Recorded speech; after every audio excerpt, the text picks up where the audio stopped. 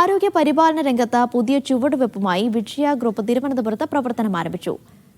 വിജയ diagnostic centre, health centre, pharmacy എന്നിവയടങ്ങിയ സമുച്ചയത്തിന്റെ ഉദ്ഘാടനം മന്ത്രി വി ശിവൻകുട്ടി നിർവഹിച്ചു. Vijaya group chairman doctor V S. Rajeev അധ്യക്ഷത വഹിച്ചു. വിദഗ്ധ ഡോക്ടർമാരുടെ സേവനവും അത്യാധുനിക ചികിത്സാ സംവിധാനങ്ങളും ലഭ്യമാക്കുമെന്ന് വിജയ ഗ്രൂപ്പ് ചെയർമാൻ പറഞ്ഞു. 27 വർഷമായിട്ട് ആരോഗ്യരംഗത്ത് കൊട്ടാരക്കരയിൽ പ്രവർത്തിക്കുന്ന സ്ഥാപനമാണ് വിജയ ഹോസ്പിറ്റൽ.